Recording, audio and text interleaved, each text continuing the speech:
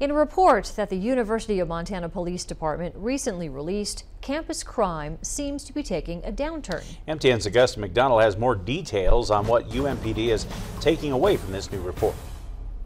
Additional Residence Life staff moved into student housing in 2014, and statistics suggest their presence might be helping to drop the amount of drug and alcohol use on campus.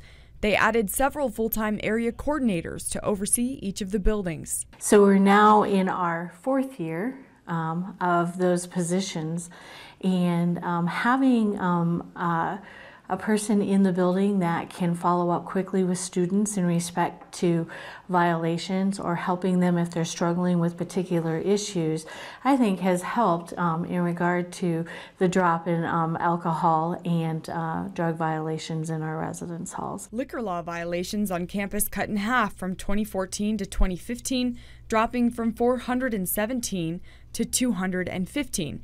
That number dipped slightly lower last year. All but one violation occurred in student housing.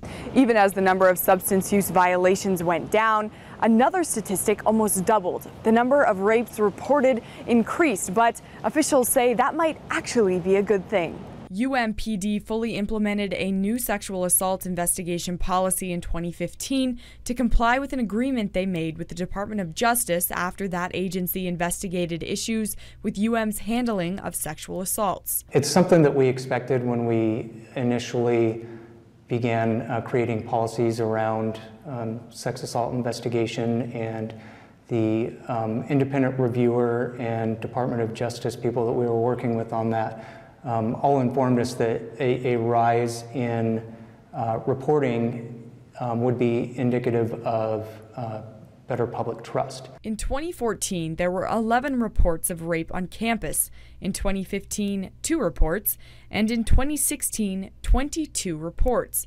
GLADWIN says ramped up programs for victims of sexual assault and general awareness could have helped, although there was a chill in reporting in 2015. Thousands of students have now been trained by the Student Advocacy Resource Center on bystander intervention. Reporting in Missoula, I'm Augusta McDonnell for MTN News.